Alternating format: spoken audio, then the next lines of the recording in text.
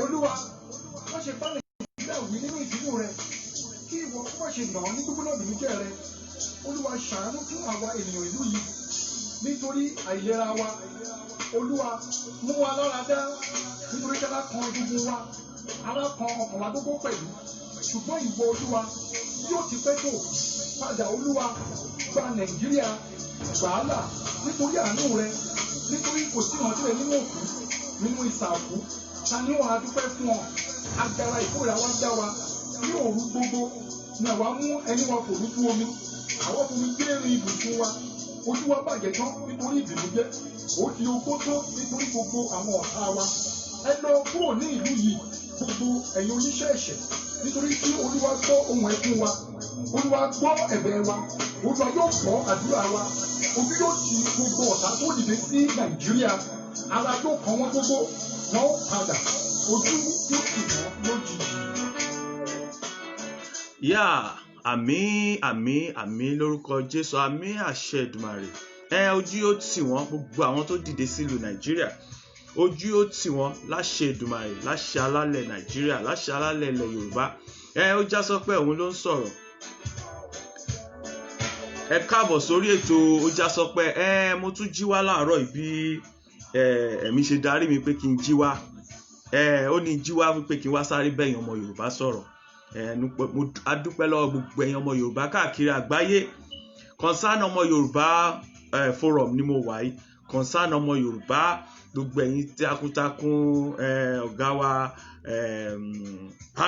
David Hamilton Akọgun, Abọ́gun, mo kí wọn kú iṣẹ́ takuntakun tí gbogbo àwọn èèyàn tó ń ṣiṣẹ́ bíi ìyàwó Àbíkí Adé, Heritage, Adé Thomas, gbogbo apáwátá AY, gbogbo everybody ni mo kí, àti Kóìkí ni mo kí. Mo kàn fẹ́ sáré sọ eléyìí ní ṣókí ni, kò ní pẹ́ rárá. Mo rí pé nísìnyí ó ti ń ká àwọn bàbá wa lára.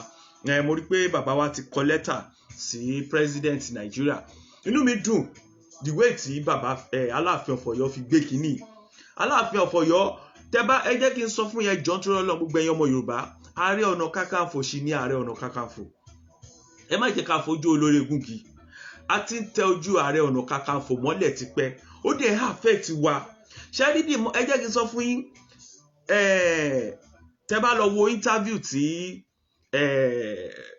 Sunday Igboho ṣe several even láti October 1st, ó fi yé yín pé ní àkọ́kọ́ àwọn ní misunderstanding ni ọ̀rọ̀ yẹn ṣe wáyé.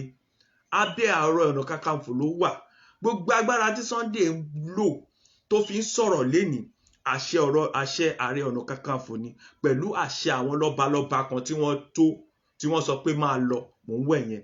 Ẹ má jẹ́ ká ní ọwọ́ ta wà yín sí gbogbo Yorùbá, at least let's say 60% or 70% Yorùbá ọba ni o. Ààrẹ Ọ̀nà Kakanfò 100% ni, but nítorí pé ó jẹ́ Ààrẹ Ọ̀nà Kakanfò, kò ń ṣe ó ní bureaucracy, ó dẹ̀ ní method tí àwọn máa ń lò. Ṣùgbọ́n òun náà sọ yẹn, ẹ wo bí irú Sunday ṣe jáde ní Ìbàdàn, kí èèyàn kan náà jáde ní Ogun State, kí èèyàn kan jáde ní Ọ̀yọ́ State, kí èèyàn kan jáde ní Sunday Igboho ti jáde lọ́yọ́ State, kí èèyàn kan jáde l'Ondo State, Talari tó jáde l'Ondo State, kò sẹ́ni tó jáde l'Ondo State, kò sẹ́ni tó jáde governor Ondo State ti declare good. Ẹ jẹ́ ká sọ pé governor Ondo State ti represent Ondo State, Sunday Igboho ti represent Ọ̀yọ́ State, èèyàn kan jáde á represent Kogi State, èèyàn kan jáde á represent Kwara State, èèyàn kan jáde á represent Ogun State, èèyàn kan jáde á represent Lagos State. Ibo ni gbogbo wọn wà? Táwọn èèyàn bá ti jáde nínú ilẹ̀ yẹn ni òkun ṣe àwa tá wà nílùú òkè òkun o. Èyí táwa tá wà lókè òkun ṣe, àwa la jẹ́ kí gbogbo ìlú máa mì tìtì, àwa la jẹ́ káwọn èèyàn máa gbọ́. Tí ò bá jẹ́ àwọn aráàlú òkè òkun, màá sọ fún yín oye tó ń dá lóríṣiríṣi láti make sure pé gbogbo nǹkan tó ń ṣẹlẹ̀ Nàìjíríà, láti make sure pé ẹ̀ ń gbọ́ gbogbo ẹ̀ ń lọ ràn-ìràn. Even Koiki Media ojoojúmọ́ ló ń wọnú gbó lọ. Kí ó yẹ yín, àwọn owó táwọn èèyàn fi ń ràn wọ́n lọ́wọ́ ni mo tún gbọ́ Adé Thomas lánàá, Heritage Television, àwọn èèyàn tún ṣe lóríṣiríṣi. Ó náà ń fi àwọn tó wà Nàìjíríà lẹ̀ pa àwọn tó wà labroad kọ́ dá £1 sí ètò bá ṣe máa gba òmìnira. Gbogbo àwọn kinní yẹn ló ń ṣiṣẹ́. Ṣé ní gbogbo àwọn kinní yẹn náà wọ́n fi ń ṣe ètò àdúrà ni? Ètò àdúrà wà tó ń ṣe fún àwọn ọmọ Yorùbá. Òun ló jẹ́ kí gbogbo ẹ̀ máa bẹ́ ṣe ń rí tí gbogbo ẹ̀ ń dún sìn. tó ń dancing nítorí ètò àdúrà tí wọ́n ń ṣe ni. Mo ti sọ fún yín rí lórí program tèmi Ó Já Sọpẹ́ lèmi, Ó Já Sọpẹ́ Olúmídé. Ẹ follow mi lórí Ó Já Sọpẹ́ Olúmídé. Ẹ tún máa rí àwọn oríṣiríṣi nǹkan tí máa ń nípa Nàìjíríà, pa Yorùbá, gbogbo ẹ̀ ni máa ń ṣe. Ṣùgbọ́n tí bá ti fẹ́ sọ̀rọ̀ Yorùbá tó bá ká mi lára gan, òun ni máa wá sórí concern ọmọ Yorùbá àbí àwọn group Yorùbá mi. Kò sí group Yorùbá tí mi lè sọ̀rọ̀ lórí ẹ̀, but nítorí pé concern ọmọ Yorùbá òun ni ibi tí ó yẹ pé mo ní access sí easily láti wọ̀ láì pé anybody, láì bẹ́ anybody sọ̀rọ̀, láì edit mi, láì sọ pé kí ló fẹ́ sọ. No, wọn ò dẹ̀ query mi pé kí ló sọ, báwo náà ṣe ń sọ. Nǹkan tí concern ọmọ Yorùbá, nǹkan tí mo fi wà lórí concern ọmọ Yorùbá nìyẹn. Èmi Ó Já Sọpẹ́. Ẹ máa rí mi lórí ọmọ concern Yorùbá. Gbogbo ẹ̀yin tẹ́ bá fẹ́ kí n wà lórí ọmọ concern ọmọ Yorùbá, tẹ́ fẹ́ kí n sọ̀rọ̀, ẹ inbox mi lórí Ó Já Sọpẹ́ Olúmídé. Ẹ lọ follow mi, ẹ sọ fún mi, ẹ ní kí n lọ sọ nǹkan báyìí lórí concern ọmọ Yorùbá tó bá ti jọ̀rọ̀ Yorùbá. Inú mi dùn, mo dúpẹ́ fún Ọlọ́run, mo dúpẹ́ wípé a ti ń bọ̀. Inú mi dùn gan, ọkàn mi balẹ̀. Ṣẹ́rí EndSARS yẹn ó kọ́kọ́ ṣọ́nà fún wa. Ṣẹ́rí gbogbo àwọn nǹkan yìí àwọn ọmọ Yorùbá ló ń ṣe o. Irú Ààrẹ Ọ̀nà Kakanfò yẹn mọṣẹ́ tó ń ṣe o. Tẹ́ bá gbọ́ kú Àbáyèyè ti sọ lẹ́nìí. Hello? Mo wà lórí program o. Ṣé fẹ́ dá sí ètò àwọn Yorùbá ni tó ṣẹlẹ̀? Siri, mo wà lórí program. Ṣé fẹ́ sọ̀rọ̀? Ó yẹ a dúpẹ́, ẹ bá wa dá sí.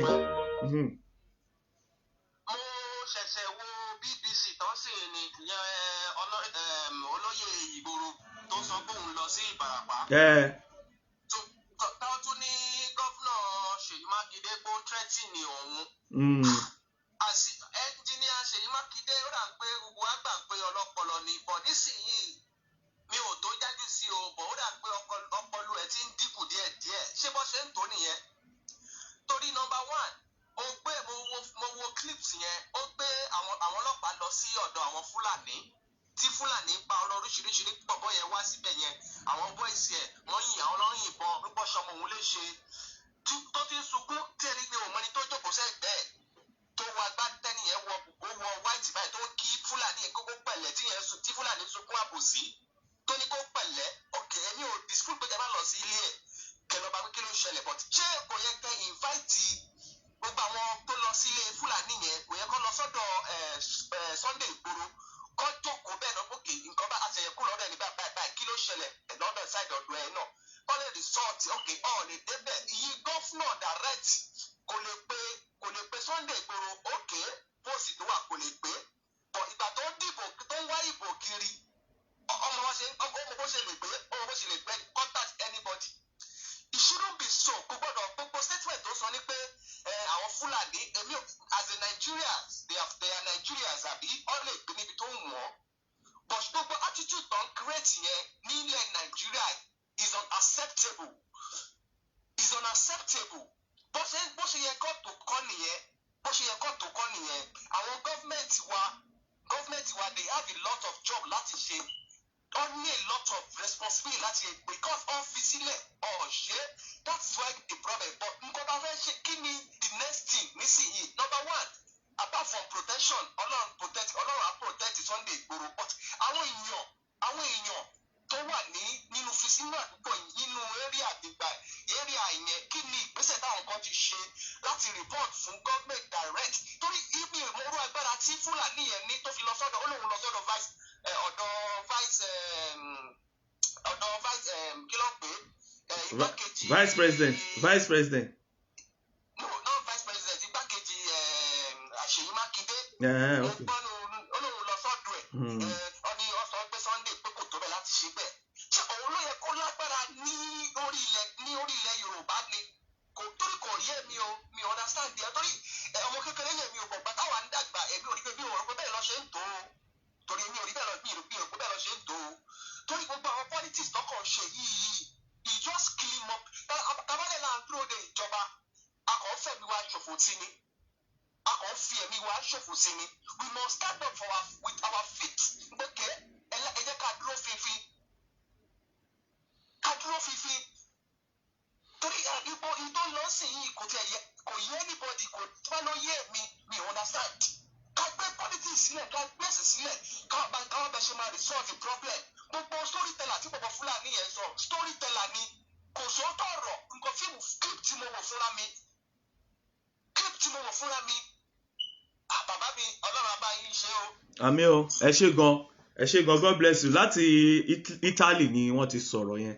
Ẹ̀yin tẹ́ bá fẹ́ pè wọlé ẹ lè pè sórí nọ́mbà wa +44 79 50 69 5850 +44 79 +44 79 50 69 5850 ẹ pè síbẹ̀. Ṣe rí ẹ jẹ́ kí n sọ fún yín mo kàn tẹ̀ kọ́ fẹ́ dúpẹ́ lẹ́nu kò sí nǹkan tó lè ṣe fún Sunday Igboho gbogbo àwọn alálẹ̀ Yorùbá gbogbo àwọn ọmọ Yorùbá àti ṣe rí ẹ̀ẹ̀kan mọ iyì Ààrẹ Ọ̀nà Kakanfò yín pẹ̀lú àwọn ọmọ Yorùbá tó wà lábroad ni wọ́n coordinate pẹ̀lú àwọn àgbààgbà ilẹ̀ Yorùbá àwọn babaláwo àwọn olóòṣà lóríṣiríṣi nítorí pé wọ́n ti mọ̀ pé àwọn bíi àwọn ìjọba kò ń ṣèjọba nìkan gbogbo àwọn tó bá wà ní politics Nàìjíríà gbogbo àwọn politician tó tẹ̀lé wọn àwọn kọ̀ọ̀kan kúrò ṣùgbọ́n ṣe ráwọn olóṣèlú mo sọ wọn kan ní ìjì tí mo ṣe ń jẹta pé politics Nàìjíríà irọ́ ló wà bẹ́ẹ̀ in fact tó bá possible kan cancel democracy politics tó ń play Nàìjíríà kan cancel ẹ̀ kan tún restart again tí opportunity bá wà àwọn náà ń pa Nàìjíríà ẹni pé ìgbà tí democracy ti bẹ̀rẹ̀ padà nígbà ayé àwọn Ọbásanjọ́ ìgbà ẹni even ìgbà Ọbásanjọ́ ó sì dá díẹ̀ tọ́rọ Ọbásanjọ́ ò gbára nù tírú nǹkan báyìí bá ṣẹlẹ̀ Ọbásanjọ́ máa ní kọ́ wọnú igbó ní kọ́ lọ pa wọ́n ni kò sí òṣì kò sáyè ṣe rí ìgbà tó di pé à ń lọ ọmọ kan bó ló ti wá tó jẹ president muslim ni redeem ni christian ni kò ṣe christian ìgbà yẹn ni wàhálà ti dé náà ti fún àwọn wèrè yìí láyè láti wọlé sí wa lára ṣe wá rí àwọn Yorùbá wa mistake táwa ṣe àti gba àwọn Fúlàní láyè rí pé tó bá yẹ pé gómìnà Ọ̀yọ́ state wọ́n fẹ́ ṣe ni ó yẹ kó ṣe investigation in fact àwọn Haúsá yìí àwọn Sẹ́ríkì wọ́n ti ń sọ àwọn àṣírí gbogbo ibi tí gómìnà lè lọ láti lọ find out ṣùgbọ́n gómìnà ò lọ bọ́mọ tiẹ̀ ṣùgbọ́n àwọn Haúsá even àwọn journalist wa a rí i pé tó bá déwájú àwọn Haúsá yẹn wọ́n á máa kẹ́ wọn wọ́n á máa gẹ̀ wọ́n ṣùgbọ́n tó bá dọ́dọ̀ ọmọ tiwa wọ́n á máa lọ́n fún bíi pé ọmọ tiwa ló ṣẹ̀ ó ṣẹ́rí àwọn journalist BBC náà mo rí story BBC Yorùbá ṣẹ́rí ẹ jẹ́ kí n sọ fún yín ẹ̀yin Nàìjíríà ẹ̀yin náà ẹ̀ sọ ọpọlọ yìí kalẹ̀ tẹ́bá tó bá ní Wọlé Ṣóyínká sọ̀rọ̀ ẹ máa gbọ́rọ̀ yẹn gbogbo wa lọ́lọ́run fún lọ́pọlọ ẹ jẹ́ kí gbogbo wa jókòó ẹ máa rí BBC News ẹ rò pé news gidi ni BBC News Yorùbá ẹ lọ wo interview tán ṣe lánàá fún àwọn Haúsá yẹn ẹ lọ wo interview tán ṣe ẹ wo bó ṣe interview yẹn tó bá jẹ́ pé àwọn wọn ò ṣe lọ ṣe interview kan portray ọmọ wa dáadáa wọ́n lọ ń gbé Haúsá ẹ wo interview tí most of them ṣe wọ́n lọ ṣe interview pẹ̀lú government pẹ̀lú àwọn Haúsá yẹn gan wọn ò ṣe interview pẹ̀lú àwọn Sunday Igboho pẹ̀lú àwọn tó wá láti bẹ̀ wọ́n kó gbogbo àwọn Haúsá jọ wọn ò kó gbogbo Yorùbá jọ kí ni wọ́n rí gbà nínú Haúsá tó fi jẹ́ pé ẹ fẹ́ fi Haúsá pa wá àwa Yorùbá simple gan ẹgbọ́n nǹkan tí ikú bàbá yèyé sọ lẹ́nìí nígbà tó pé mo like nǹkan tó ṣe inú mi dùn o ṣẹ́rí Ààrẹ Ọ̀nà Kakanfò ó ṣiṣẹ́ o ẹgbọ́n nǹkan tí ikú bàbá yèyé sọ wọ́n rẹ́dí o Ààrẹ Ọ̀nà Kakanfò ẹ jẹ́ kí n sọ fún yín nǹkan tí ò yé yín ni ẹ̀kọ́ tó fìyàn jẹ́ Ààrẹ Ọ̀nà Kakanfò kí ikú bàbá yèyé tó fi jẹ́ èmi á sọ àṣírí ibẹ̀ fún yín òun kọ́ ti sọ ààrẹ ti sọ ní over 76 countries in the world ní OPU wà OPC dẹ̀ wà all over the world OPC wà ní all the whole 36 states Nigeria ní OPC wà Ààrẹ Ọ̀nà Kakanfò ló finance pẹ̀lú àwọn èèyàn ẹ̀ all over the world Ààrẹ Ọ̀nà Kakanfò ló gbà wálẹ̀ lẹ́kọ̀ọ́ dáadáa o nígbà tó rí pé àwọn tó darapọ̀ mọ́ wọn ń báyé Yorùbá jẹ́ ó kúrò lára wọn nígbà tó kúrò lára wọn bẹ̀rẹ̀ sí ní fi ogun mọ́ wọ́n bẹ̀rẹ̀ sí ní parọ́ mọ́ wọn ló lè ní wọ́n ló kíní kan nígbà tó lọ́ọ́ ilẹ̀ Yorùbá lálẹ́ Yorùbá tó máa vindicate máa yìí ó wá di Ààrẹ Ọ̀nà Kakanfò kí ló dé Ààrẹ Ọ̀nà Kakanfò sọ fún yín pé nígbà tẹ́ ti ń dúró mọ́ òun tẹ́lẹ̀tẹ́lẹ̀ òun náà máa ń ṣe bí Sunday Igboho yìí ni o ẹ rántí òun náà máa ń jáde síta ni ó bá wá jáde síta ẹ̀yin ilẹ̀ máa lọ gbìmọ̀ pọ̀ lẹ́ máa lọ parapọ̀ pé òun ló ń pa yín ẹ̀yin ilẹ̀ lọ bọ́básanjọ́ tẹ́ sọ pé òun ló ń pa yín òun ló ń ṣèbàjẹ́ Ọbásanjọ́ òde ń gbọ́ bàjẹ́ Ààrẹ Ọ̀nà Kakanfò yìí bẹ́ẹ̀ ṣe máa bá yé ẹ̀jẹ̀ Nàìjíríà ẹ wo Sunday Igboho sìn àwọn kan ti lọ ń pílánì lẹ́yìn nǹkan tó ṣe fáàrẹ Ọ̀nà Kakanfò táàrẹ Ọ̀nà Kakanfò tó fi di pé nígbà tó di after election 2015 Ààrẹ Ọ̀nà Kakanfò sọ fún yín pé nǹkan tí ẹ bá pè òun sí òun ò ní jẹ́ sí nígbà tó ń pààyàn ní orí òkúta ní Lagos State ní Ìkòròdú táwọn ọmọ Niger Delta ń pa wá, nígbà tó àwọn kọ́ọ̀tì àwọn bàdó tó ń fọ́yàn lọ lórí, ẹ lọ wo Ààrẹ Ọ̀nà Kakanfò, wọ́n dìdí pé ni àmì pé ọlọ́pàá pé àwọn aráàlú pé ni kó tó dá sí, nígbà tó dẹ̀ dá sí láàrin ọ̀sẹ̀ kan gbogbo kìíní ìdí ohun gbàgbé. Ẹ̀yin máa ń gbàgbé ni, ẹ̀yin Yorùbá ẹ máa ń gbàgbé ni, ẹ̀yin Yorùbá ẹ ṣe sọ jiná, kí ló máa ń ṣe yín gan? Ẹ kí ń ronú jinlẹ̀ ni, kẹ́yìn náà rò pé kí ló wà lẹ́yìn tẹlifíṣàn yìí. Wọ́n kàn gbèrò wá bá yín, ẹ̀dẹ̀ máa kàkiri. Bẹ́ẹ̀ náà lèèyàn kan gbé fídíò kan, COVID ló pa Ọ̀ṣùbùnmi o, COVID ló pa Òṣàbùnmi o, COVID ló pa àgbọ̀n ẹ̀sìnsì o, COVID ló pa ayé ẹ̀sìnsì o, òun ṣẹ̀ kúrò ńbẹ̀ ni o, COVID ló pa ẹni tó ní ṣọ́ọ̀ṣì yẹn, òun náà ṣépè fún sìn. Gbogbo ẹ̀yin tẹ̀ ń bá kiri ẹ mọ̀ pé èpè ń jà wá àwọn èèyàn yìí náà ni. Ẹ mọ̀ pé èpè máa jẹ yín náà ni. Òun ló jẹ́ kí ilẹ̀ Yorùbá bàjẹ́ báyìí torí èpè ló ń jà wá báyìí. Wọ́n ní láyé àtijọ́ ó ti ṣẹlẹ̀ rí, bàbá sọ ikú bàbá yèyé ó sọ lẹ́tà tó kọ sí Buhari, lẹ́tà tí ikú bàbá yèyé kọ sí Buhari, ó sọ bì kan, ó ní, mo fẹ́ wo nǹkan tó sọ o.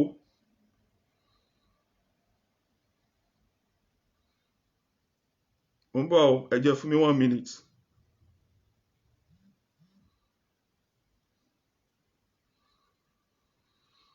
Mo fẹ́ wo bì kan ni o.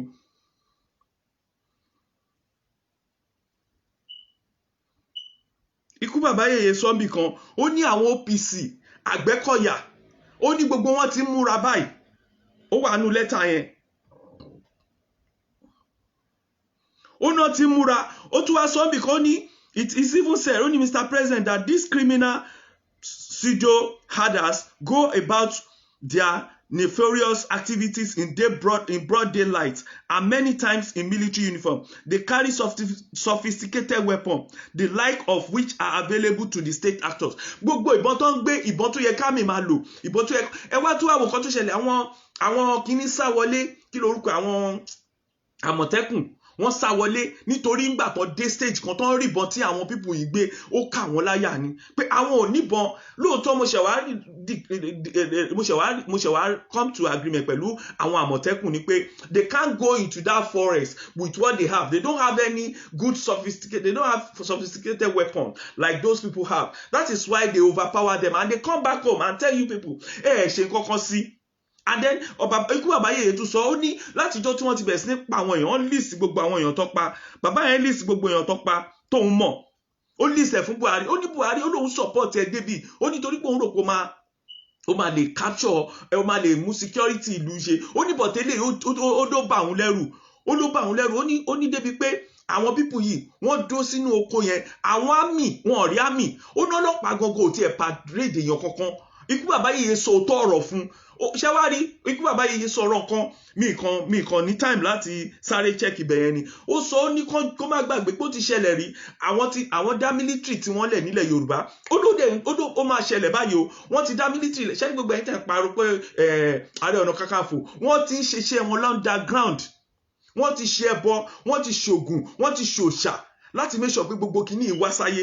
Tí àbá ṣe báyìí bọ́n yẹn máa pa wá ní ẹ rò pé bóyá explosion yìí tó ṣẹlẹ̀ nígbà EndSARS, explosion tó ṣẹlẹ̀ tí àwọn kan fi wọlé táṣírí àwọn kan fi tú tó fi jẹ́ pé lẹ́nìí àṣírí wọn bẹ̀rẹ̀ sí ní tú ní gbogbo àwọn tí ò nífẹ̀ẹ́ ilẹ̀ Yorùbá tó ń tàn wá, ẹ̀sìn wọn máa ṣẹ̀sìn ni. Kò sí bó ṣe báwọn èèyàn ṣe lè máa sọ pé lágbájá èèyàn ńlá ni ó máa ṣẹ̀sìn gbẹ̀yìn nǹkan tá a fẹ́ kó ṣẹlẹ̀, nítorí pé wọ́n fẹ́ kí àwa tá à ń jà fún ẹ̀tọ́ wa nílẹ̀ Yorùbá wọ́n fẹ́ ká ṣẹ̀sìn, nǹkan tó fẹ́ nìyẹn. Wọ́n fẹ́ kí àmì pa wá, wọ́n fẹ́ kọ́lọ́pàá pa wá, wọ́n fẹ́ portray wa bẹ́ẹ̀ pàwọ́ là ń dà lóru. Ṣùgbọ́n ẹ jẹ́ kí n sọ fún yín, àwọn nǹkan kan ti wà tán ti ṣe.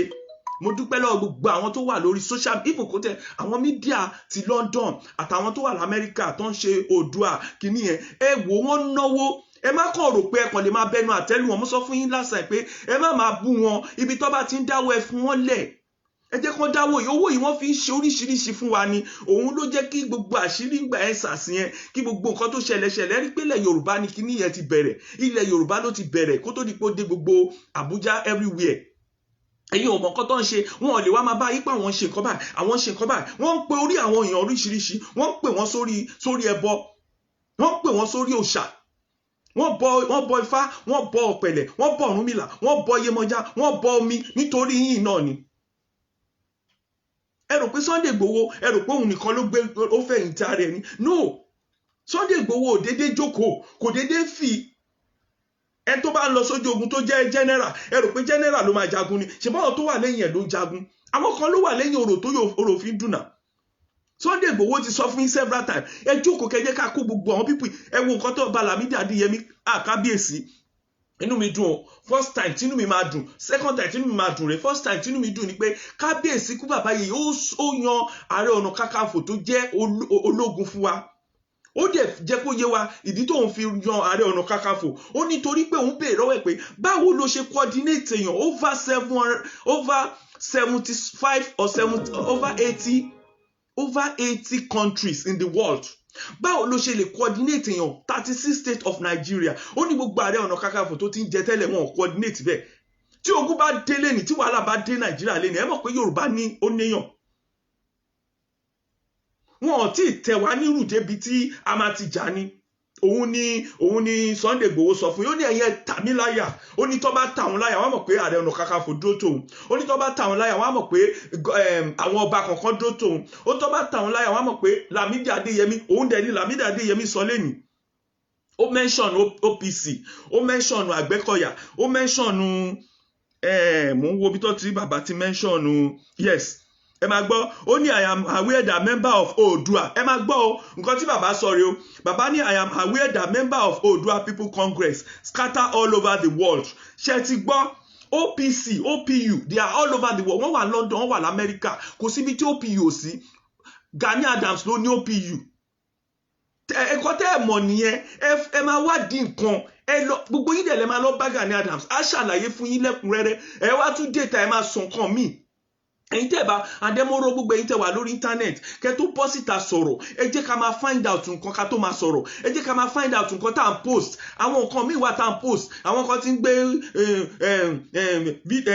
àwọn kan kàn máa jókòó sínú ilé wọn wọ́n á ṣe audio ẹ jọ̀ọ́ ẹ má lọ síbi kankan ọmọ yín ò gbọdọ̀ jáde o kíní kan jáde ìyẹn gangan ẹ̀yin lẹ́ fún wọn jọba àwọn yá wá lò ìjọba wá lò yẹn against yín ẹ rí pé orí yóò pè ní ẹ̀yin tẹ́ máa ń ṣe audio òṣì yẹn tẹ́ ẹ̀ ní lọ jókòó kẹ́ jókòó síbi tí ààyè yín wà ṣọ́rọ̀ yín iṣẹ́ ni ẹ̀yin jọ́lọ́pàá ni tẹ́ bá tiẹ̀ ní information kankan ṣó yẹ kẹ́ máa information ọ̀rọ̀ tẹ́ ń gbé kiri kọ́mọ jókòó sílé ogun fẹ́ ṣẹlẹ̀ ogun wo ló fẹ́ ṣẹlẹ̀ ṣé Sunday Igboho sọ fún yín pé òun fẹ́ jagun ni Sunday Igboho tún padà ó tún wá explain fún yín pé àwọn sọ fún màá yẹn pé tí ò bá mú àwọn people yìí jáde àwọn fún 7 days kó fi mú wọn jáde tí ò bá mú wọn jáde kó kúrò lórí ilẹ̀ ṣé tí ò bá sọ yẹn sìn ẹ rò pé ilẹ̀ máa mi tìtì ẹ mọ nǹkan tó ṣẹlẹ̀ sí bóyá sọ́sìn ẹ rò pé tí Sunday Igboho bá ṣe nǹkan tó ṣe yẹn ẹ rò pé kábíyèsí ọba Lámídì ó máa kọ lẹ́tà rú lẹ́tà yìí sí president ni.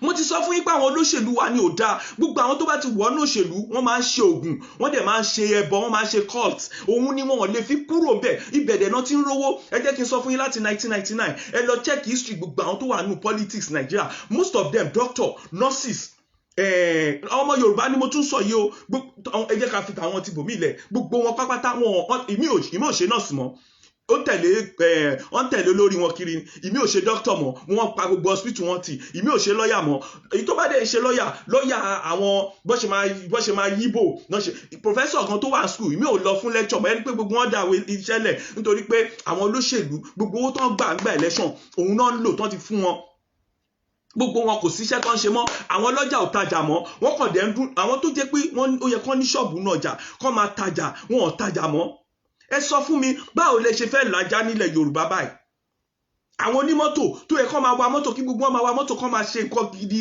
gbogbo wọn ti jókòó wọ́n bẹ̀rẹ̀ sí ní dúró mọ́ àwọn tó ń ṣiṣẹ́ mọ́tò gbogbo títì gbogbo bíi gáràjì mọ́tò ò dá gbogbo everywhere àwọn olóko àwọn farmers wọ́n ti sọ farming di politics ẹ rí i pé nǹkan tí ò yé wọn nìyẹn pé nǹkan tí ò jẹ́ kí ilẹ̀ Yorùbá kó rí rádaràda ni pé ẹ wo gbogbo fáàmù Yorùbá èèyàn mélòó lẹ rí nínú gọ́ọ̀mẹ̀ntì Yorùbá kó ra tractors kó ra nǹkan tó fi ń gbìn nǹkan or kó protect or kó sọ pé this is a farmland a fi protection tó dá síbẹ̀ a fi kámẹ́rà sí farming land àwọn èèyàn a dẹ̀ ra tractor síbẹ̀ táwọn Haúsá yẹn kan bá rí pọ́n lo tractor wọn kò ní fèsì wọn bọ̀ wọ́n ti rí pé kò sí develop rárá nílẹ̀ Yorùbá kàn ń tọ́ra tó bá fẹ́ ṣe election wọ́n á ní àwọn oúnjẹ máa pọ̀ oúnjẹ wo ló fẹ́ pọ̀ gbogbo àwọn ọmọ wa tó yẹ pé kó wà ní farm tó kàwé gbogbo wọn ò lè lọ farm àwọn bòròrò àwọn Fúlàní ti kú farm they are killing them. ẹgbọ́n kan tí bàbá sọ, bàbá ní I'm aware that member of Oòduà, ẹ máa gbọ́ o, ta ló ní Oòduà People Congress scatter all over the world are already mobilized to stand in defense of their land. ṣé ń gbọ́, ibẹ̀ náà abẹ́ ẹbẹ̀ ni Sunday Igboho wà. ẹ jẹ́ kí n sọ fún yín, ẹ lọ jókòó kẹ́ padà kẹ́ lọ ọmọ sọ ní ìjẹta mo ní kẹ́ lọ máa pe Ààrẹ Ọ̀nà Kakanfò kẹ́ máa pe kẹ́ máa bá sọ̀rọ̀ kẹ́ máa béèrè pé kí ló ń ṣẹlẹ̀ báwo la ṣe máa ṣe. gbogbo ẹ̀yin tẹ́ bá ní nǹkan tẹ́ lè input owó lẹ fẹ́ input ni lẹ fẹ́ fi help wọn ni gbogbo ẹ̀ ní kẹ́ ṣe. OPC Àgbẹ̀kọ̀yà Àmọ̀tẹ́kùn tó ṣẹ̀ dálẹ̀ àwọn èèyàn ti wà lọ́wọ́ ìjọba, ẹ jẹ́ ká gbàgbé Àmọ̀tẹ́kùn. ìjọba already láti finance Àmọ̀tẹ́kùn wọ́n kàn fẹ́ lọ pa àwọn ẹlẹ́ni mo dẹ̀ ti rí gbogbo wọn ti sá padà sílé wọn. That is why because mo sọ ń jẹta nínú program mi pé Àmọ̀tẹ́kùn yẹn Àmọ̀tẹ́kùn sọ pé wọ́n máa base sínú forest ni. Àmọ̀tẹ́kùn ò sí fún olè, Àmọ̀tẹ́kùn wà fún kidnapper àti àwọn Fúlàní dáradára tó ń kidnap àwọn èèyàn tó ń pààyàn ni. So kí ni nǹkan tá à ń sọ yìí nísìnyí gbogbo ẹ̀yin ọmọ Yorùbá, nǹkan tèmi wá ni pé ẹ jẹ́ ká dúpẹ́ lọ́wọ́ bàbá kábíyèsí. lẹ́tà tó kọ sí president yẹn ó lágbára gan. ẹgbẹ́ kan tó sọ ní they are willing and able to raise an army of volunteers as it was done in 1968 by the Àgbẹ̀kọ̀yàs. ṣètìrí Àgbẹ̀kọ̀yà sì wà ńlẹ̀ o, OPC wà ńlẹ̀ o, àwọn Sunday Igboho náà warrior ni gúrùpù tiẹ̀ náà wà ńlẹ̀ o. ṣòye yín Sunday Igboho wà fún Ìbàdàn ni, Ààrẹ Ọ̀nà Kakanfò wà fún gbogbo ilẹ̀ Yorùbá pápátá all over the world ni. so ẹ má wọ Ààrẹ Ọ̀nà Kakanfò ńlẹ̀, iṣẹ́ tó ti ṣe fún yín ó ti forí lakú. ẹ mú iye àwọn APC tó ń kú, àwọn OPC tó ń kú lójoojúmọ́ nítorí pé wọ́n lọ ń defend àwọn territory wa àti heritage wa. ẹ̀yin kò rò pé wọ́n kàn já rẹ ni, ìjọ òun lè ti rà rẹ kó lọ patí mọ́ nígbà tí ààrẹ sì wà, nígbà tí nǹkan ò tí ì le lẹ́ra ààrẹ ti gbáṣẹ́ gidi sìn. ẹ mú iye owó millions táàrẹ fi ń ṣe orò tó fi ń ṣe ọdún oríṣiríṣi, ọdún Ọ̀ṣun, ọdún eégún, ọdún oríṣiríṣi nílẹ̀ Yorùbá láti make sure pé wọn ò gbalẹ̀ Yorùbá mọ́ wa lọ́wọ́. òṣà wa ò kúrò.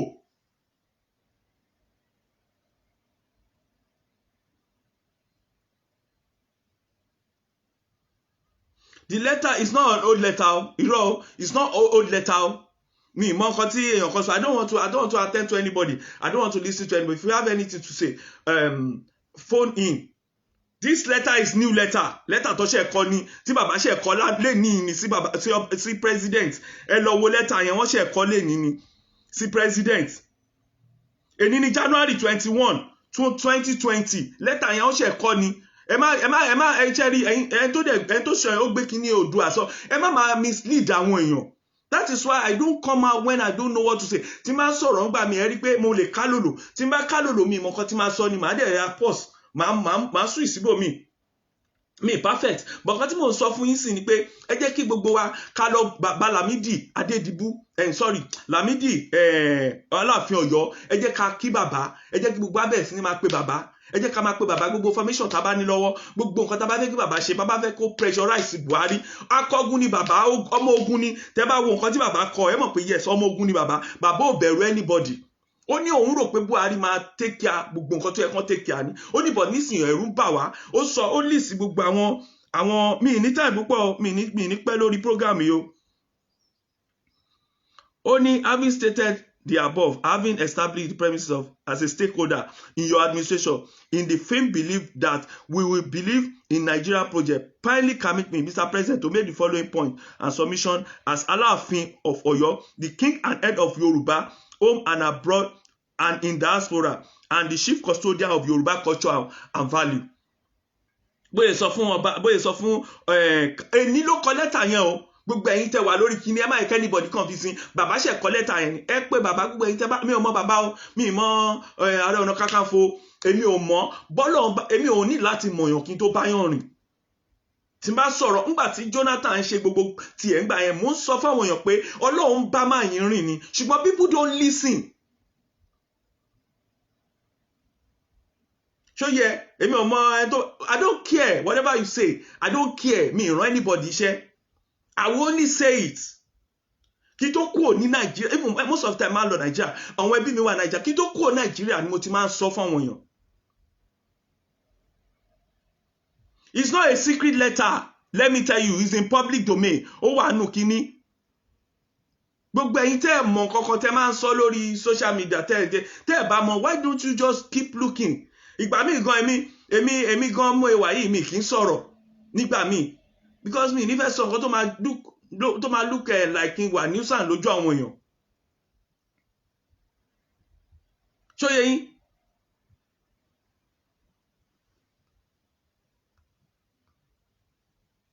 (2021) ni wọ́n kọ lẹ́tà yẹn.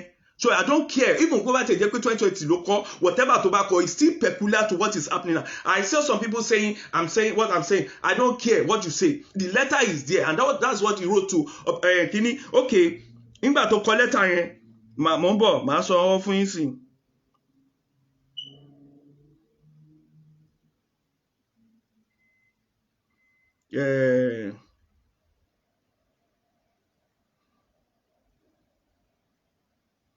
Yes, only this has to do with the incessant and increasing menace of Fulani herdsmen that has laid siege in almost all the highways of Yoruba land, whether in Owo, Akure, Ilesha, Ife-Ibadan road, or Ibarapa zone and Ijebu-Ode area in Ogun State.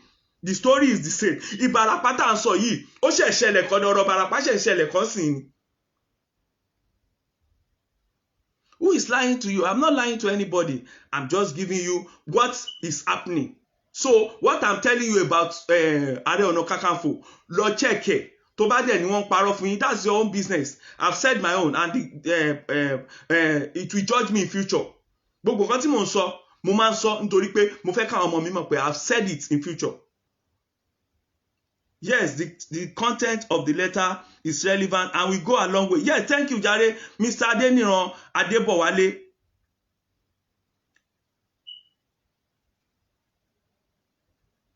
Ẹ ṣé Jare. What are all these things? Kódà ń sọ kò sí rọ́mbẹ̀. This is a letter. Go and get the letter. The letter, gbogbo nǹkan tó wà ní letter ẹ rí pé current ni. Even kó tẹ̀ jẹ́ 2020 náà kọ́. Ìgbà ó ní 2020, ìgbà ó ní time tàwa yìí. Nǹkan tó kọ́ nu lẹ́tà yẹn ṣé kò bẹ̀kúnlẹ̀ àmọ́ nǹkan tó ṣẹlẹ̀ sìn. Ìyí tí mo sọ pa Ààrẹ Ọ̀nà Kakanfò ẹ tó bá lè fèsì mi kó pè mí sórí program mi. Fídíò wà tí wọ́n ti ń bẹ Ààrẹ Ọ̀nà Kakanfò ní about 3 years ago nígbà táwọn ọmọ Bàdó army dúró síbẹ̀, wọ́n dúró síbẹ̀ ẹgbẹ́ táǹkì kan, ọlọ́pàá dúró síbẹ̀, commissioner of police Lagos State síbẹ̀, army commander kìíní dúró síbẹ̀, wọ́n dẹ̀ ń bẹ pé kó jọ kó àìpọ̀n. Lẹ́yìn ọ̀sẹ̀ kan kò sí nǹkan tó ṣẹlẹ̀ mọ́. Ẹni mò ń parọ́ fún yín, ṣé mò ń parọ́ fún yín? Kí ni rọ́nù gbogbo tó wà lẹ́yìn? The letter is in public. Èmi náà rí ní news ni.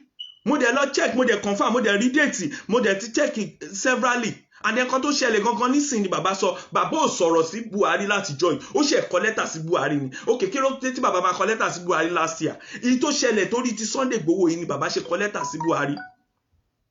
Mọ̀ pé Sunday Igboho ẹ lọ wo fídíò, èmi ò ń work lórí letter most of the time or whatever tí yàn bá ń gbé kiri. I work on videos. Tẹ́ bá ẹ lọ wo gbogbo post mi lórí Ojasope Olumide. I work on videos mostly. Tí n bá dẹ̀ máa ṣiṣẹ́ lórí fídíò, àwọn tó máa send fídíò yẹn máa ń pè wọ́n gbà mí pé kí ni ẹ rí sí fídíò yìí before I post it. Kí n tó post fídíò, ẹ rí pé kí n tó jáde, mi dédé jáde, I don't have time. Mo wà ń sìn, mo ń lọ bì kan. Mo kàn ń pé tí n bá ti sọ́ọ̀sì mi ní jáde. Tó bá because I'm fed up about Nigeria issue. Mo ti ṣe program tí mo ti lọ fowó ṣe lóríṣiríṣi lórí online radio, lóríṣiríṣi ní London, ní UK. Lóye yín, mo ò ní time tí máa, èmi náà ní nǹkan tí mo ń rò bí, ìyà ń jẹ èmi gan bí mi tí mo wà yìí. But èèyàn mélòó lèèyàn fẹ́ sọ pé òun ní problem. A problem tèmi gan ní pọ̀. Nàìjíríà dẹ̀ ló kó mi sí problem yẹn. Ìyà tí ó jẹ mí, tó jẹ àwọn family mi, tó yẹ pé àbúrò mi méjì ló ṣaláìsí. Nípa pé Nàìjíríà, negligent of Nigeria, bad leader ta ní Nàìjíríà. Èmi yìí ìyà tí mo jẹ, Ọlọ́run ló kó mi yọ. Tí n bá wà Nàìjíríà, olódì mi lè ti kú by now. Ṣé tí n bá wá jókòó tí n bá sọ, ṣó dìgbà tó bá kàn ọmọ mi? Àbí tó bá kàn, ṣé Ọlọ́run ò ní jẹ́, kò ní kan family mi, kò dẹ̀ ní kan family èèyàn kankan nu yín. Gbogbo àwọn family tó kàn, ẹ̀yin tẹ̀ ń type lórí kíní, ẹlòmíì sìn ẹ̀ kàn rí pé ẹ̀rí lórí Facebook. Kí ló ṣẹlẹ̀? Ẹlòmíì sick, ẹlòmíì ti kú, ẹlòmíì níṣòro, kò dé jórí Facebook mọ́. Ẹ̀ẹ̀kan mọ́ ní, gbogbo ẹ̀yin tẹ́ bá yín tẹ̀ sórí Facebook, ẹ máa careful nǹkan tẹ̀ ń tẹ̀. Ọlọ́run ló yìn fún yín lágbára láti máa tẹ̀. Ẹlòmíì ẹ̀ kàn rí pé ó ti kú lórí Facebook. Kí ló ṣẹlẹ̀? Ẹlòmíì ti kú, ẹlòmíì ò dẹ̀ kú, ẹlòmíì níṣòro ni. Ìṣòro yẹn pọ̀ gan nílẹ̀ Yorùbá wa yìí. now nísìn gbogbo àwọn concern ọmọ Yorùbá mo fẹ́ kí gbogbo yín kẹ́ parapọ̀ ẹ jọ̀ọ́ ẹ bá wa mo mọ̀ pé ẹ bá wa pé Ààrẹ Ọ̀nà Kakanfò ẹ jẹ́ ká mọ̀ latest development ẹ má jẹ́ ká dúró ti àwọn tó ń tẹ àtẹ̀jáde tó máa ní ìyá alágbájá wọ́n ti kún bìkan ok tí mo sọ ń pa Òrìṣàbùnmi ṣé wọn ò ṣépè fún èèyàn yẹn wọn ò wá ṣépè fún èèyàn yẹn níbi tó ti ń sin nígbà tá a máa gbé nǹkan tí ò yẹ ká gbé nǹkan tẹ́mi bá ti sọ ń bì ẹ rí pé mi kì í fi date sí nǹkan mi ì rántí date mi ì rántí ṣùgbọ́n mo mọ̀ pé mo ti post àwọn kinní dáadáa àwọn fídíò tí mo ti ní àwọn evidence tí mo ti èmi ò lè wá evidence jáde bẹ́ẹ̀ rí mi o mi ì ní time nǹkan tí n bá ti post sí mo ti ṣe kọjá nìyẹn mi ì nídìí kí n padà sí mọ́ mi ń ṣe journalist tí máa fẹ́ máa lọ máa journalist ní mi lóòótọ́ good but mi ní time láti lọ máa mú nǹkan kan wá pé nǹkan kan tí n bá ti lè rí mi rí mọ́ nìyẹn mi níbi tí mo keep nǹkan sí mi ní archive mo ṣe sórí Facebook sí ó ti tán ó ti lọ nìyẹn mi ì dẹ̀ bẹ́ anybody gbogbo program tí mo ṣe mi ì bẹ́ anybody kó bá mi phone mi mo bẹ́ anybody kó support mi fún anything èmi mò ń support èèyàn pẹ̀lú àwọn ọ̀rẹ́ mi kan wà tó yẹ pé they even call me pé àwọn fẹ́ support mi àwọn ẹlòmíì gan wá ní àwọn fẹ́ ṣadvat máa ṣe fún wọn lọ́fẹ̀ẹ́ àwọn churches máa ṣe fún wọn lọ́fẹ̀ẹ́ ní àwọn fẹ́ san ọba no not now tásìkò yẹn bá tó abẹ́rẹ̀ eléyìí tá à ń ṣe ń ṣe jẹ́ ká máa ṣe fún humanity kí gbogbo olúwa tiẹ̀ settle kí gbogbo wa wà òkè tí wọ́n bá wà òkè sì wàá rántí ó já sọpẹ́ pé àwọn já sọpẹ́ mo máa fẹ́ pè yín ó máa ní kankan tẹ sọ́jọ́ kìnnà náà ó máa change life mi. kí la rò pé ó lè jẹ́ ọ̀nà àbáyọ náà ni ó ti ṣẹlẹ̀ wọ́n ti kọ lẹ́tà sí Buhari sìn Sunday Igboho ti jáde àìwò àṣírí ti tú báyìí ṣe rí gbogbo nǹkan tí ó bò tẹ́lẹ̀ Ọlọ́run ti bá wa tú nípa àdúrà àtàwẹ̀ táwọn èèyàn gbà ṣe mọ̀ pọ́sẹ̀ tó kọjá ọ̀sẹ̀ àwẹ̀ ni ẹ rí pé gbogbo èèyàn gbàwẹ̀ dáadáa kò lè sí ogun kò lè síjà ṣùgbọ́n a máa borí àwọn pípù yìí a máa dẹ̀ gba ilẹ̀ wa ó ti ṣúọ̀ a máa gbẹ́ ilẹ̀ wa òun lọ́lọ́run fi ń tú àṣírí gbogbo àwọn tó ń dé ọ̀nà wa àwọn politician tó ń dé ọ̀nà wa mo ti sọ fún yín pé politics Nigeria is a failed kìíní èmi kọ́ mo máa ń bá wọn ṣe òṣèlú tẹ́lẹ̀ mo máa ń wò pé good governance kò sí good governance kankan mọ́ mi expect anybody àwọn tẹ́ ẹ̀ bá àwọn àgbàlagbà àwọn tó wà ní òṣèlú tẹ́ ẹ̀ ní bá àkọ́dọ̀tí lọ́wọ́ wọn lè máa bá ó máa yà yín lẹ́nu ni tẹ́tí tẹ̀lé tẹ́tí forí gbá gbégbé bọ́tẹ́ tó bá rorí àwòkọ́ lórí burúkú lélẹ̀ ẹni tí mò ń tẹ̀lé yìí àṣé olóṣì lélẹ̀ àṣé bó ṣe máa ṣe rè kó tó yẹ kó ṣe ni pé kó kúrò kó fi wọ́n lẹ̀ àwa yìí ti fi àìmọye àwọn èèyàn ńláńlá lẹ̀ Ọlọ́run dẹ̀ gbé wa débi tá a máa dé àtọrọ jẹ lọ́wọ́ anybody ǹjẹ́ ò lè gbọ́ tí mo bọ́ sórí Facebook pé mo fẹ́ tọrọ owó àbí nǹkan kan Ọlọ́run ò ní jẹ́ mo ń ṣiṣẹ́ mi ni o mo tún lọ bí iṣẹ́ mi ń sìn mo kàn ní sáré sọ eléyìí kí n fi fún àwọn èèyàn ní kí n fi inspire èèyàn ká tún sọ nǹkan tó ṣẹlẹ̀ nǹkan tó mú kí kábíyèsí ikú bàbá yèyé kó tó sọ̀rọ̀ nǹkan tó mú kó sọ̀rọ̀ gbogbo àwọn bá ní gbọ́ ẹ lọ ka kíní yẹn ó ní òun sọ̀rọ̀ sìn lé àpapọ̀ àwọn ọba àti àpapọ̀ àwọn stakeholder ilẹ̀ Yorùbá òun ló jẹ́ kí n jáde tó bá yẹ pé bàbá kọ́ ló sọ̀rọ̀ mi lè má jáde because màá mọ̀ pé ọ̀rọ̀ yẹn ò tí but tó bá mú bàbá ló sọ̀rọ̀ ó mi pé Ààrẹ Ọ̀nà Kakanfò ló sọ̀rọ̀ yẹn ẹ jẹ́ sọ fún yín Sunday Igboho ló sọ̀rọ̀ yẹn gbogbo àwọn balẹ̀ Yorùbá àti tó máa dalẹ̀ àti tó ní dalẹ̀ àwọn ló sọ̀rọ̀ yẹn ẹ lọ ka nǹkan tí bàbá sọ ẹ lọ kà ẹ jẹ́ ká ké bàbá kú iṣẹ́ because ọ̀rọ̀ tó sọ yẹn Buhari gan máa bẹ̀rù nítorí Buhari bẹ̀rù bàbá ó bẹ̀rù tí ò bá bẹ̀rù ọba kankan nílẹ̀ Yorùbá Buhari sì bẹ̀rù Aláàfin ẹ̀yin rí kí Buhari dúnmọ̀ ọ̀rùnmọ̀ ni nígbà tí Sunday sọ pé ta ni Buhari níbi táwọn ṣé Buhari ló dìbò fẹ́yìn gọ́vnà yìí ni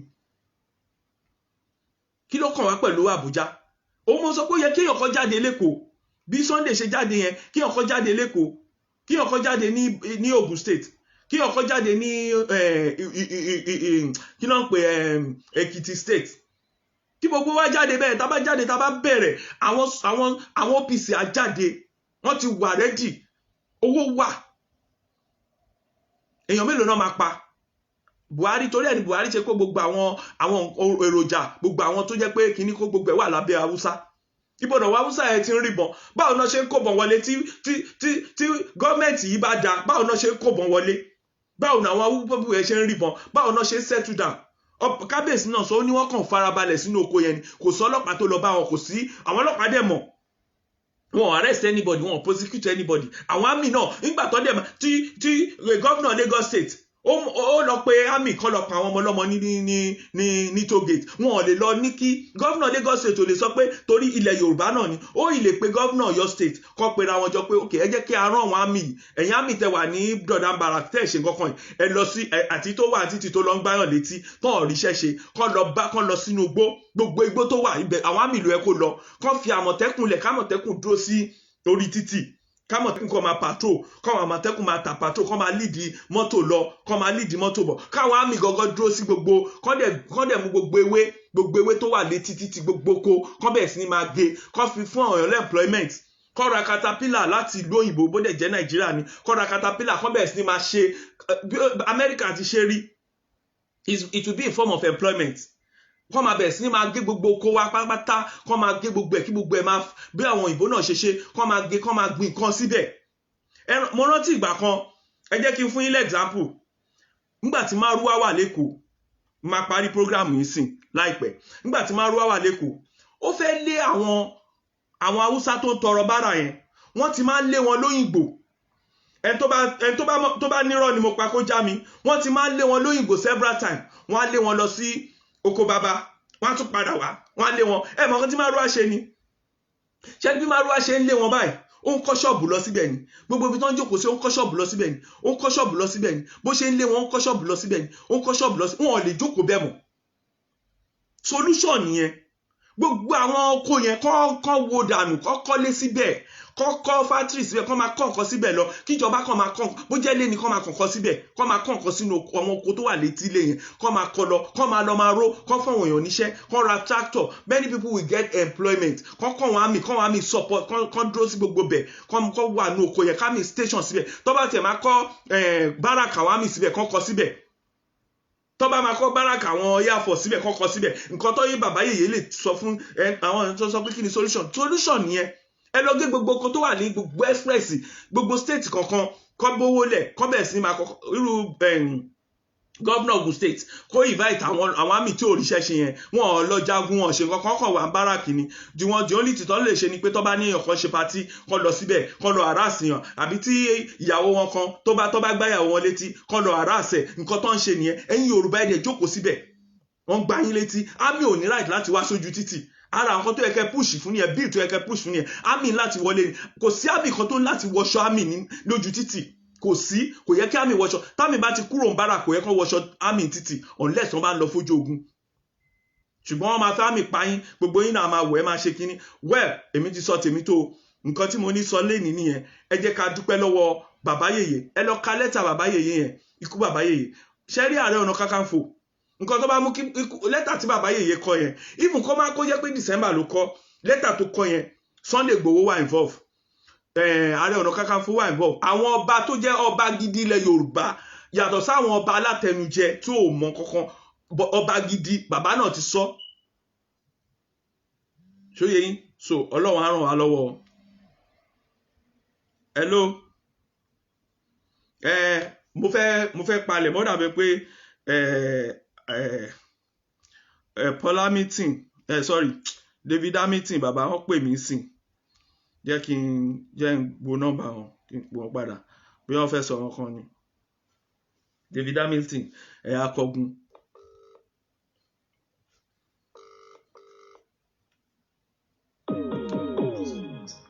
hello ṣé pè mí ni bàbá ṣé wà okay ẹ ṣé gan sà ẹ ṣé sà ẹ ṣé bàbá mi ẹ ṣé gan in fact ẹ̀yin gan lẹ ṣiṣẹ́ jù iṣẹ́ tẹ́ ṣe àdúpẹ́ mi náà mo rí lórí ètò yìí wípé ẹ ti ṣiṣẹ́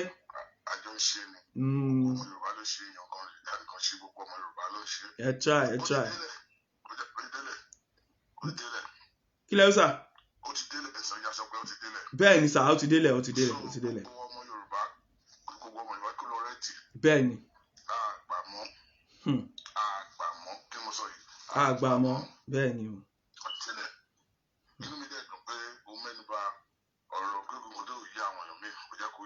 bẹ́ẹ̀ ni sà. bẹ́ẹ̀ni everybody bẹ́ẹ̀ni ẹ sà ẹ bá mi sọ fún wọn bóyá next program tẹ máa ṣe sà ẹni kọ́ lọ ka gbogbo àwọn statement ikú bàbá yèyé yẹn wọ́n á lè fi understand ẹ lè ká fún wọn ẹ lè ká lórí program mi ò ní much time okay sir okay mi náà hook up pẹ̀lú.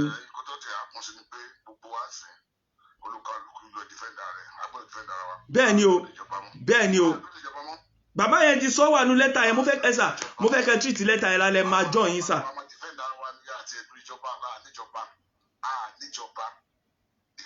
níjọba nílẹ̀ Yorùbá mọ́ àdìfẹ́ àdẹ̀júṣòro àdúródé ìjọba wọn kó wá dìfẹ́ǹdì wa mọ́ níjọba olùkálùkù ọmọ Yorùbá ẹlọ́gbára tí olùkálùkù àtòbí àtọkùnrin ẹni kọ́dọ́mọ́ra ẹ̀yà àmàrà yín láti dìfẹ́ǹdì ara wa àdúródé gọ́ọ̀mẹ̀ntì mọ́ wà ní gọ́ọ̀mẹ̀ntì Nàìjíríà ní gọ́ọ̀mẹ̀ntì mọ́ wọn kọ́ fẹ́ máa fi àjẹ wá ní gbogbo olùkálùkù kájọra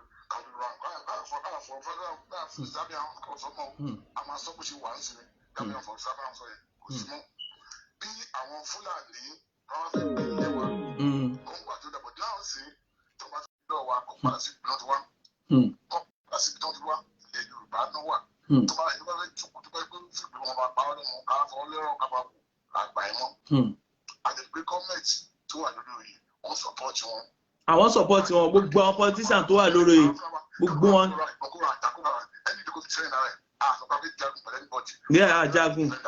àjagun bẹ́ẹ̀ni. a máa ti fẹ́ dára sí gbogbo ọmọ Yorùbá ẹlọgbàrá lẹ ẹlọgbàrá tì gbogbo ọmọ Yorùbá tí wọ́n ń gbọ́ mi láàrin ẹlọgbàrá tì kò sí pé a fẹ́ máa bẹ̀rẹ̀ àti sọ̀rọ̀ mọ́ọ̀sìn ó ti tásìkò dẹ́ pé àdìdá níjọba ní Nàìjíríà mọ́ kò sì lè jẹ́ pé àwọn ọkọ̀ lẹ́yìn àti ìfẹ́ ìwà wọ́n fẹ́ kọ́ máa pa wọ́n ní kọ́ máa wò ní. so nǹkan bá ti ń lọ tí wèrè tó bẹ̀rẹ̀ ní Ghana tí òbí ló bẹ̀rẹ̀. olórí burúkú bá làwọn yẹn gbogbo wọn tó wà ní gọ́ọ̀mẹ̀ntì yẹn gbogbo wọn tó wà gọ́ọ̀mẹ̀ntì wọn ò nífẹ̀ẹ́ wa o àwọn wèrè yìí dẹ̀nà máa gbádùn gbogbo ìjà tá à ń jà yìí tó bá délẹ̀ o. wọn nífẹ̀ẹ́ wa so tó bẹ́ẹ̀ àdéhùn gọ́ọ̀mẹ̀ntì Danjuma ti sọ yes. so ẹ̀yin ọmọ Yorùbá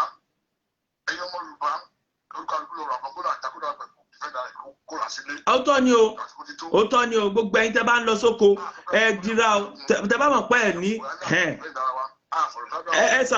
ẹ̀sà mo fẹ́ sọ̀rọ̀ fún ilé ní ibi tó bàjẹ́ dé ní Oǹdó àwọn kan èèyàn kan pè mí ní jẹta ó ní màmá òun lọ sóńdó ó lọ sọ pé àmọ́ mi kílẹ̀ fẹ́ lọ ṣe lóńdó ní bí nǹkan ṣe lè pé kílẹ̀ wà lónìí màmá òun sọ pé àwọn tó wọn bá lọ àwọn ọlọ́pàá bíi mẹ́wàá ló máa tẹ̀lé àwọn mo ní ìjọ wo la fẹ́ ṣì yẹn dà.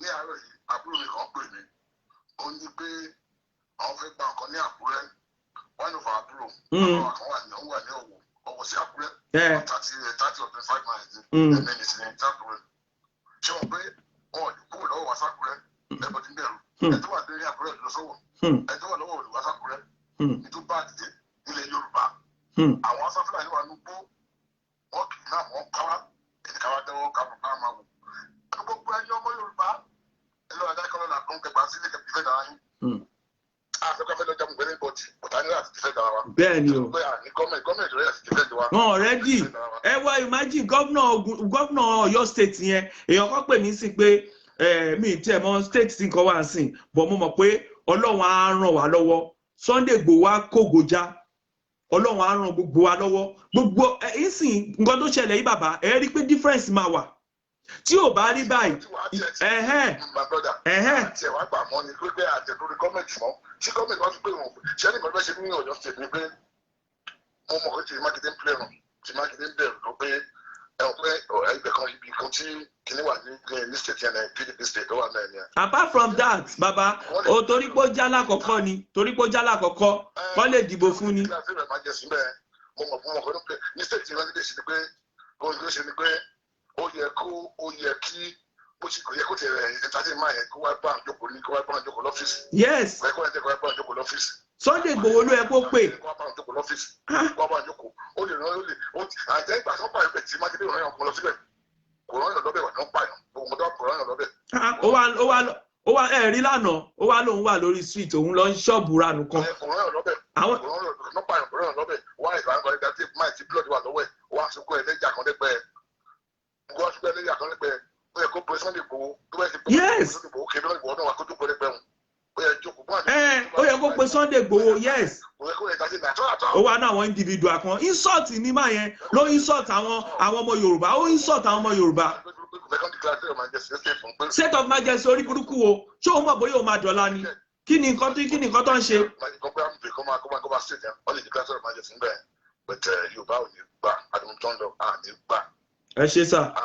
ẹ ṣe sà Ọlọ́run a máa gbọ́ wọ́n yín sókè o.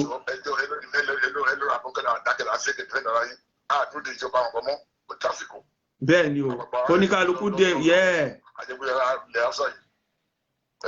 all right sir mo fẹ́ kó lórí ẹ ṣe gan bàbá mi Hamilton yẹn abọ́gun àwọn náà sọ̀rọ̀ yìí àwọn gangan ni coordinator ibi tí mo ti sọ̀rọ̀ yìí concern ọmọ Yorùbá bàbá wa nìyẹn wọ́n ṣe gudugudu méjì ọ̀ṣẹ́ àwọn náà fún mi ní àǹfààní láti jẹ́ kí n rí gbogbo yín bá sọ̀rọ̀ ní orí ibi tẹwà yìí gbogbo ẹ̀yin ọmọ Yorùbá òun náà ti sọ yẹn ṣé gan mo kí gbogbo yín ẹ kú rọ́jú àsìkò ti tó nítorí pé àdúrà ti ń gbàbọ̀ díẹ̀díẹ̀ nìyẹn wọ́n ti ń ṣẹ̀sìn bọ̀ díẹ̀díẹ̀ nìyẹn sí wọn ó dẹ̀ máa dé ó tẹ̀ ti dé náà ṣùgbọ́n mo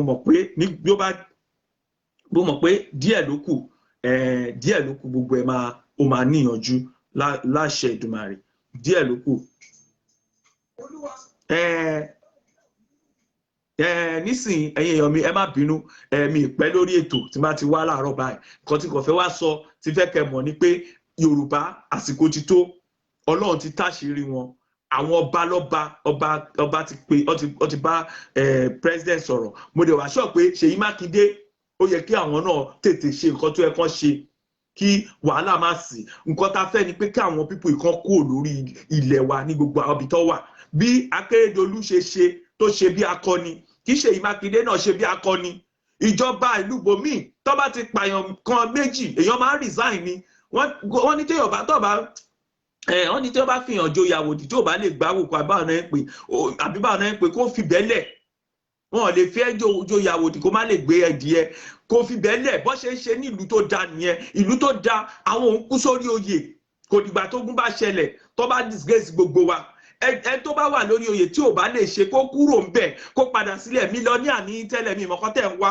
ẹ wówó ẹ tún wá gbára irú Ṣèyí Mákindé yẹn tó bá lo 1 year lásán tó ṣe dáadáa kó kúrò ń bẹ̀ ó máa níyì gan ju pé kéèyàn wà ń bẹ̀ kó má kí gbogbo ẹ máa dàrú mọ́ yín lórí wọ́n pa àwọn èèyàn ṣé nítorí pé àwọn mẹ̀kúnnù náà ń pa ikú bàbá yèyé ó list àwọn olówó àwọn èèyàn ńlá látọ́pa gan ó list wọn ó ní àwọn kan tún wà tó pé wọ́n fẹjọ́ wọn sùn police station tó pé kò sí ní public kínní so èmi àdúrà lèmi máa gbà fún yín àti pé ẹ jẹ́ kí gbogbo wa ká wà ní ìhámọ́ra o gbogbo wa ò lè lọ ọlọ́pàá gbogbo ẹ̀yin tẹ́ bá ń lọ sóko nǹkan tí fẹ́ kẹ́ ṣe ni pé ẹ pọ̀ ẹ tó bí 10 or 20 ẹ má dárìn ẹ má dẹ̀rìn láàjì lọ sóko àbí nǹkan oko ní kọ́kọ́ gbogbo bẹ́ẹ̀ bá ń travel gan ẹ má pọ̀ ẹ má máa lo private car bó jẹ́ bọ́ọ̀sì lẹ́ máa ṣátà kẹ́ ṣátà bọ́ọ̀sì yẹn kẹ́ kó àwọn ìgò kó wà nú ẹ̀ ìgò àtòríṣiríṣi kan kẹ́ pọ̀ nú ẹ̀ tẹ́ bá ń lọ sí ọ̀nà Oǹdó ni o ọ̀nà express ẹ má máa lo jíìpù ẹ má lo kìíní nǹkan tó bá ní jíìpù páàkì sílé ẹ lọ wá mọ́tò bíi dánfó kẹ́ ṣátà kẹ́ kó àwọn bọ́ìsì kan tẹ̀lé yín tó bá ti bẹ̀rẹ̀ báyìí kẹ́ bẹ̀rẹ̀ sí ní máa ṣẹ́ gbogbo kí everybody bọ́ síta kẹ́ bẹ̀rẹ̀ sí ní máa tẹ́ bá lé wọn wọgbó àwọn náà mọ̀ ẹ lé wọn wọ gbogbo tó mọ̀ wọ̀nyàn lọ wọ́n ya wèrè ni Ọlọ́run á ràn wá lọ́wọ́ ìgbẹ̀yìn kíní àdúrà lèmi máa fi ṣe gbẹ̀yìn kọ́lọ̀ bá dúró ti gbogbo àwọn èèyàn wa kọ́lọ̀ dẹ̀ dojú ti gbogbo àwọn tó ń ba Nàìjíríà jẹ́ gbogbo àwọn tó ń balẹ̀ Yorùbá jẹ́ kí àṣẹ Ọlọ́run kí Olúwa kó rọ̀jò òjò náà lé wọn lórí òjò náà kó rọ̀ lé wọn lórí láṣẹ Èdùmàrè ó tún dìgbà kan náà ó já sọpẹ́ ni ẹ pàdé mi lórí ó já sọpẹ́ corner ó já sọpẹ́ Olúmídé Facebook ẹ ṣé gan àti ẹ lọ bá mi ẹ follow mi lórí Facebook ẹ tún follow mi lórí Instagram náà ó já sọ pé tẹ́ bá follow mi lórí Instagram tó ẹ̀yin tẹ́ bá ń lo Instagram tẹ́ bá follow mi gan tẹ́ ń sọ fún mi màá tún máa bá yín post síbẹ̀ náà ó dàbọ̀. Olúwa ṣàánú fún àwa èèyàn ìlú yìí nítorí àìlera wa Olúwa mú wa lọ́ra dá nítorí tẹ́lá kan gbogbo wa ara kan ọkàn wa gbogbo pẹ̀lú ṣùgbọ́n ìwọ Olúwa yóò ti pẹ́ tó padà Olúwa gba Nàìjíríà. sí nínú òkú nínú ìsàkú ta ni wọn adúpẹ́ fún ọ agbára ìkórè àwọn dá wa ní òru gbogbo ni àwa mú ẹni wa kò ní tú omi àwọn omi gbé rin ibùsùn wa ojú wa bàjẹ́ tán nítorí ìbìnújẹ́ ó di ogó tó nítorí gbogbo àwọn ọ̀tá wa ẹgbẹ́ kúrò ní ìlú yìí gbogbo ẹ̀yin oníṣẹ́ ẹ̀ṣẹ̀ nítorí tí olúwa gbọ́ ohùn ẹkún wa olúwa gbọ́ ẹ̀bẹ̀ wa olúwa yóò gbọ́ àdúrà wa ojú yóò ti gbogbo ọ̀tá tó dìde sí nàìjíríà ara yóò kàn wọ́n gbogbo wọ́n padà ojú yóò ti wọ́n lójijì. Ẹ pàdé David Hamilton lórí Concern ọmọ Yorùbá ẹ pàdé wọn lórí show wọn lálẹ́ wọ́n máa continue níbi táwa ti dàbàdé ẹ ṣé gan gbogbo ẹ̀yin tẹ́ join wa ó já sọ pé Olúmídé ó ní ó dìgbà ká ríra láìpẹ́ ẹ ṣé gan God bless.